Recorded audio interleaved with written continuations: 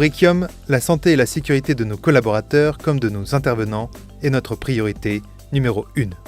C'est pourquoi nous avons défini les 5 règles cardinales suivantes. Nul ne peut enfreindre ou faire entrave à une disposition relative à la sécurité, ni laisser quelqu'un d'autre le faire. Les règles relatives aux équipements de protection individuelle applicables à une tâche donnée doivent être respectées à tout moment. Les procédures de consignation doivent être toujours suivies. Il est interdit de travailler sous l'influence de l'alcool ou de drogue. Tous les accidents ou incidents doivent faire l'objet d'un rapport à la hiérarchie. Ces règles peuvent sauver des vies. Elles s'appliquent sur l'ensemble de nos sites. Respectez-les et faites-les respecter à tout instant.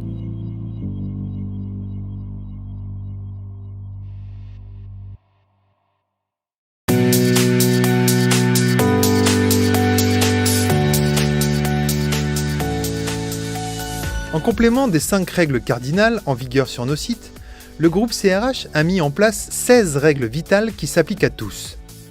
3 règles vous concernent particulièrement. La règle numéro 5, le respect des plans de circulation. La règle numéro 7, l'utilisation du téléphone portable. La règle numéro 8, les règles de gestion de nos affrètements.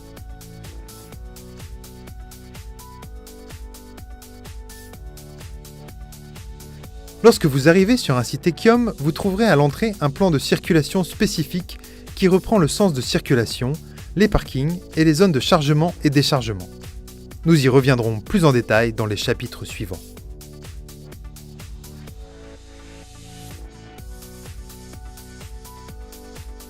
L'utilisation des moyens de communication comme la radio ou le téléphone portable sur nos sites est soumise à des règles strictes. En tant que piéton, vous ne pouvez utiliser ou manipuler ces appareils qu'à l'arrêt et dans une zone sécurisée. En aucun cas, leur manipulation ne peut se faire dans des zones d'évolution des véhicules et des engins, de même pendant les opérations de chargement et de déchargement. Il en est de même à bord de votre véhicule. La manipulation et l'utilisation de ces appareils doivent se faire à l'arrêt, sans gêner la circulation. Dans le cas où votre véhicule est équipé d'un kit main libre, la prise d'appel est autorisée, mais doit être exceptionnelle. Dans tous les cas, il est de votre responsabilité d'écourter au maximum votre conversation.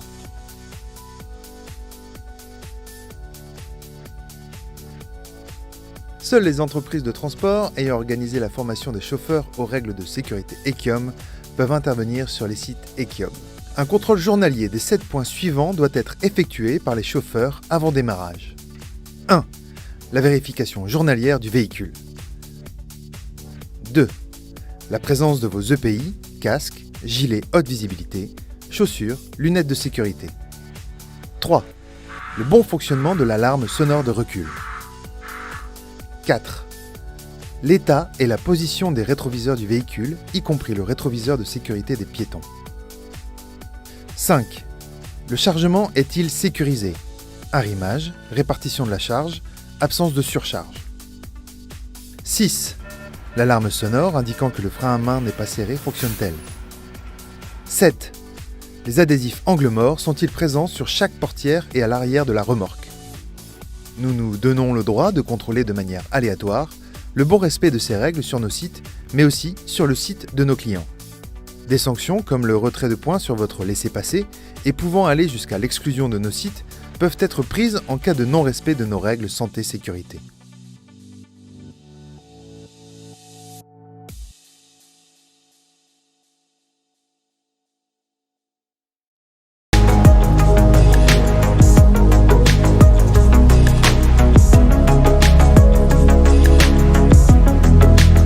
Ta sécurité et celle de toutes les personnes présentes sur nos sites et chez nos clients est notre première priorité.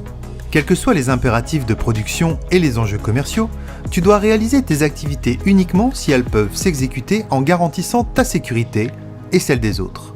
Si malgré toutes les précautions prises, une situation dangereuse pour toi ou les autres se présente, tu dois prendre le recul nécessaire et agir. La Stop Card permet de rappeler qu'il faut éliminer le danger avant de poursuivre ton activité. Elle te donne l'assurance qu'aucun reproche ne pourra être fait en cas de mauvais escient. Discute avec les personnes concernées Explique ton ressenti et prenez ensemble le recul nécessaire pour mettre en place des mesures correctives suffisantes pour éliminer le risque et reprendre ton activité en toute sécurité. Seule l'élimination du risque permet la reprise du travail. Si aucune solution n'est trouvée, vous devez arrêter le travail en cours. Dans tous les cas, tu dois informer ton responsable d'exploitation des suites de ton intervention. La sécurité, c'est l'affaire de tous.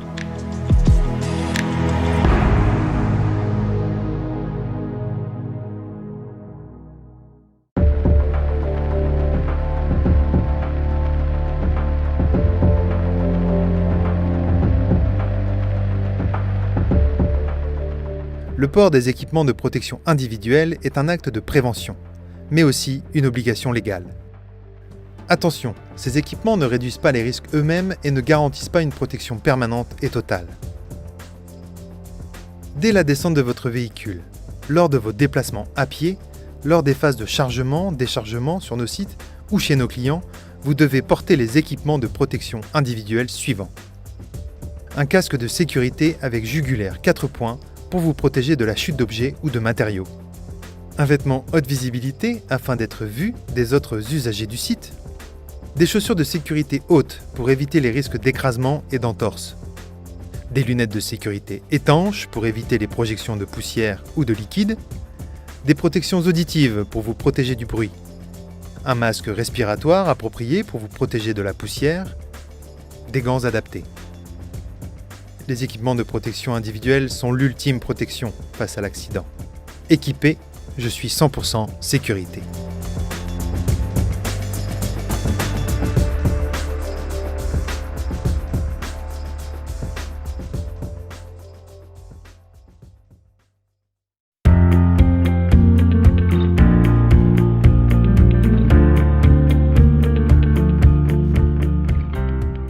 Avant de l'utiliser, j'effectue un contrôle préopérationnel de mon véhicule.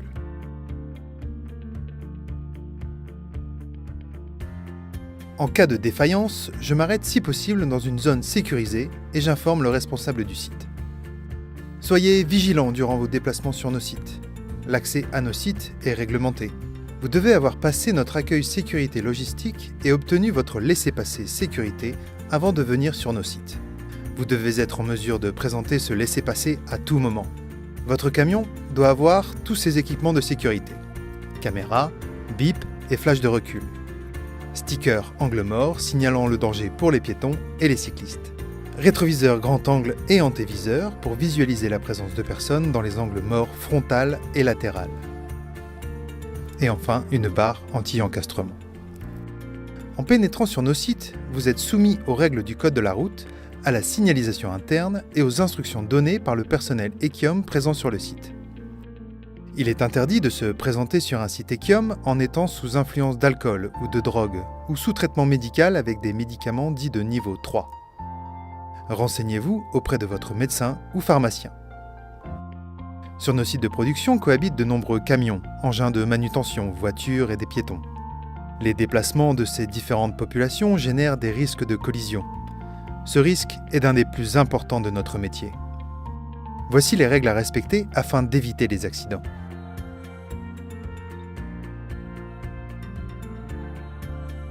À l'entrée du site, vous trouverez un plan de circulation. Repérez, suivant votre type d'intervention, les zones prévues pour les piétons, les zones de stationnement et les zones de déchargement et de chargement de matière. Repérez bien et respectez les voies de circulation qui vous concernent. Le code de la route est en vigueur sur l'ensemble de nos sites, donc je respecte les limitations de vitesse indiquées sur le site. Je porte en permanence ma ceinture de sécurité, quel que soit le type de déplacement, et aussi durant les opérations de chargement ou de déchargement lorsque je dois rester dans ma cabine. Je laisse toujours la priorité au train, même dans le cas où je suis piéton. Je reste vigilant aux angles morts des engins de chantier et de carrière. Je leur laisse la priorité et ne m'engage pas sans l'assurance d'être vu.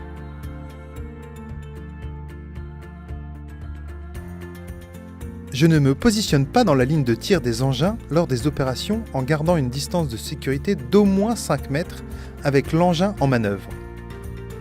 Avant de descendre de mon véhicule, même un court instant, je dois couper le contact, et toujours respecter les 3 points d'appui. Ce non-respect représente 33% des accidents de la profession. Pour rappel, l'utilisation des moyens de communication comme la radio ou le téléphone portable sur nos sites est soumise à des règles strictes. La manipulation et l'utilisation de ces appareils doit se faire à l'arrêt, sans gêner la circulation. Dans le cas où votre véhicule est équipé d'un kit main libre, la prise d'appel est autorisée, mais doit être exceptionnelle. Dans tous les cas, il est de votre responsabilité d'écourter au maximum votre conversation. Je dois impérativement avoir mes EPI minimum obligatoires à portée de main et les porter dès la descente de mon véhicule et lors de tous mes déplacements. Un casque avec jugulaire 4 points, un vêtement haute visibilité, des lunettes de sécurité étanches et des chaussures de sécurité. Je ne dois pas effectuer mes temps de pause sur les sites Ekiom. Je ne dois pas monter sur ma remorque hors des zones dédiées à cet effet. Je ne dois pas fumer en dehors des zones prévues à cet effet. Je ne roule pas sur les pelouses et pour tout besoin naturel, j'utilise les toilettes. Je ne dois pas être accompagné d'un tiers n'ayant aucun rapport avec mon activité sur le site, par exemple enfant ou animal de compagnie.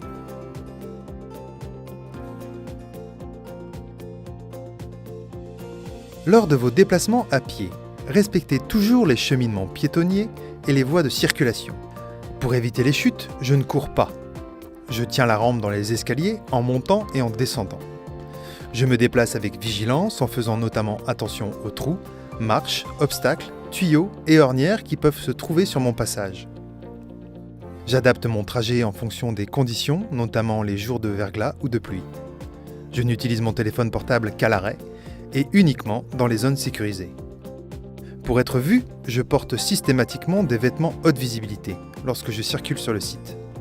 Je reste à une distance minimum de 5 mètres des véhicules et engins. Je me signale au chauffeur et je m'assure que ce dernier m'ait vu avant d'entrer dans sa zone d'évolution. Les engins et les camions ont ce qu'on appelle un angle mort, une zone dans laquelle le chauffeur ne me voit pas. Je ne marche pas au milieu de la route ou des pistes. J'emprunte les voies piétonnes signalées lorsqu'elles existent. Je ne circule pas à moins de 15 mètres minimum des citernes et des bennes lors de leur opération de déchargement, car elles présentent un risque de basculement. Dans tous les cas, ne vous déplacez jamais sur un site Ekiom sans vous être fait connaître auprès de l'accueil du site.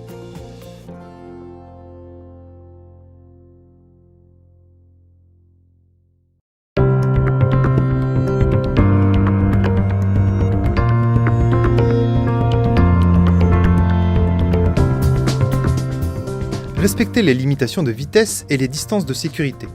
Près de 1 accident mortel sur 4 est dû à une vitesse excessive. Ajustez votre conduite en fonction des conditions climatiques et de circulation. Le port de la ceinture de sécurité est obligatoire sur la route comme sur nos sites. Faites respecter cette règle à l'ensemble de vos passagers. Plus d'une personne tuée sur 5 ne portait pas leur ceinture. Respectez les itinéraires spécifiques éventuellement définis. Au volant, restez concentré sur la route. La consultation, rédaction de messages est interdite pendant la conduite.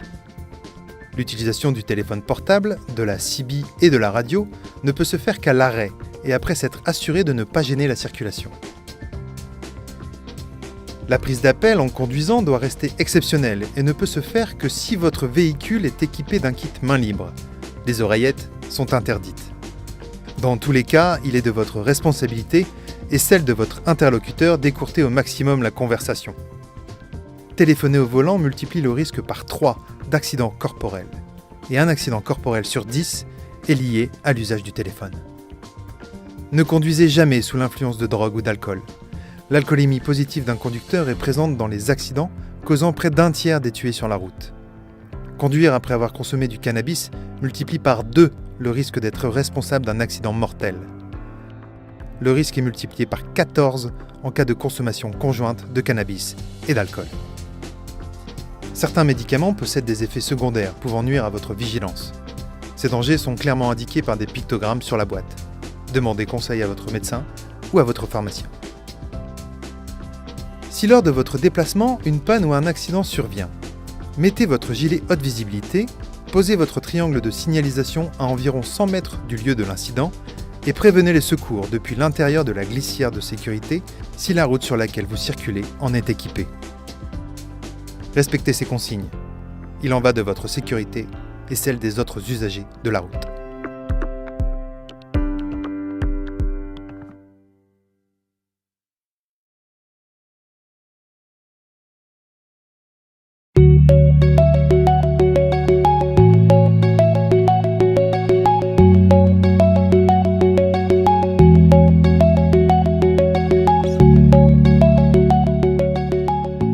Positionnez et immobilisez votre véhicule sous le point de chargement. Coupez le contact. Descendez en respectant les 3 points d'appui. Il est interdit d'utiliser l'échelle de votre camion pour accéder au système d'ouverture de votre citerne. Utilisez le garde-corps rabattable du poste de chargement ou les plateformes d'échantillonnage pour ouvrir ou fermer les trous d'hommes des citernes. Restez dans la cabine de chargement pendant l'opération pour pouvoir intervenir en cas de besoin. Respectez la charge maximale admissible de votre véhicule. Avant de reprendre la route, prenez en compte l'effet de ballant.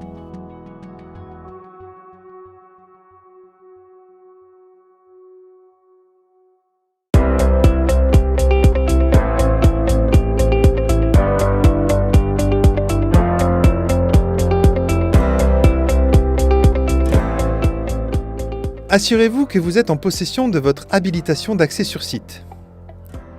Stationnez votre camion et rendez-vous à l'accueil équipé de vos EPI. Respectez en tout point le protocole de sécurité et le plan de circulation du site. Remettez votre bon de livraison à l'accueil, faites-vous préciser le silo et le volume disponible.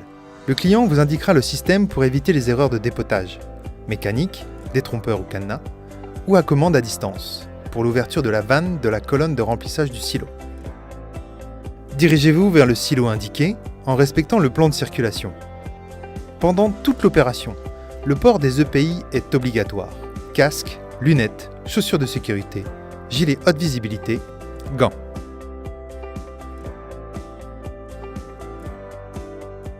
Vérifiez le bon état des tuyaux flexibles et des raccords. Raccordez le flexible sur la colonne de remplissage du silo. Mettez en place le câble anti-coup de fouet. Une boucle est fixée sur la colonne de remplissage, l'autre doit être positionnée sur le flexible. S'il n'y a pas de câble, utilisez celui qui se trouve dans votre camion. Le câble installé, procédez au raccordement de votre flexible de façon sûre.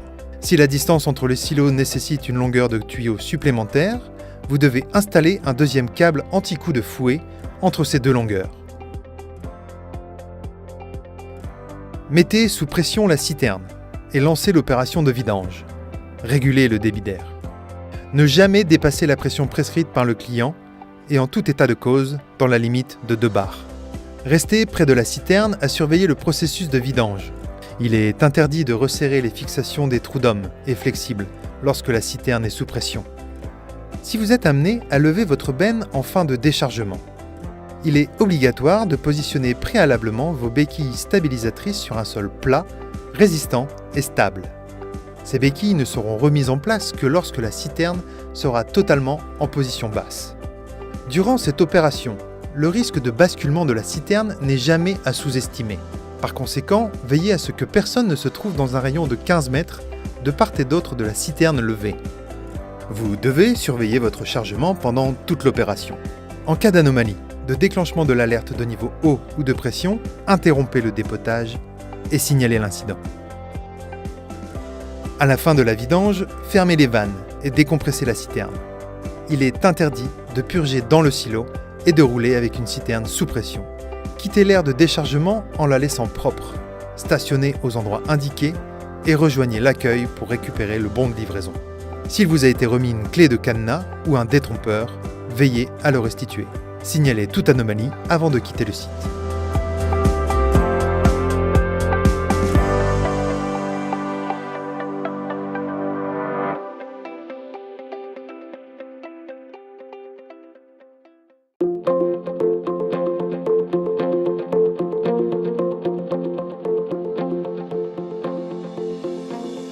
Vous devez être en possession d'un nombre suffisant de sangles et celles-ci doivent être en bon état. Positionnez et immobilisez votre véhicule dans la zone prévue à cet effet. Coupez le contact, mettez vos EPI et descendez en respectant les 3 points d'appui. Remettez votre bon de livraison au cariste et placez-vous dans l'espace sécurisé, visible du cariste pendant tout le chargement. Si vous ne vous trouvez pas dans cette zone, le cariste a l'obligation d'arrêter le chargement. Pendant le chargement, il est interdit de monter sur le plateau, de participer physiquement au chargement, de se trouver sur l'aire de manœuvre de l'engin, de remonter dans la cabine du camion, sauf instruction ou accord préalable du cariste. Le sanglage des palettes ou big bags est obligatoire avant de quitter le site. Pour les camions équipés de ridelles métalliques rigides, le sanglage à l'avant et à l'arrière est obligatoire, ainsi que pour chaque palette isolée et ainsi que les rangs voisins de celle-ci.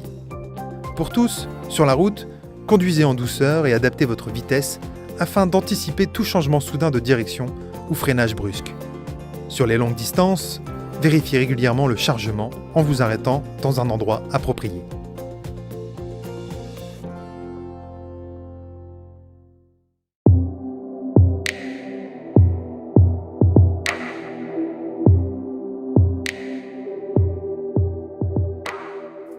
Si vous êtes témoin d'un accident, quelle est la conduite à tenir ? Protéger. Premièrement, vous devez éviter le suraccident en éliminant toute forme de risque persistant. Cette action vous protégera, ainsi que la victime. Ne pas toucher un blessé sans avoir pris connaissance de la situation.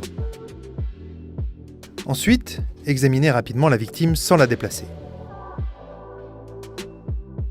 Alerter. Alertez votre interlocuteur Ekiom ou faites alerter les secours en composant le 15, le 18 ou le 112. Précisez le lieu de l'accident, la nature de l'accident et l'état de la victime. Ne coupez pas la communication. Ce sont les secours qui raccrochent en premier.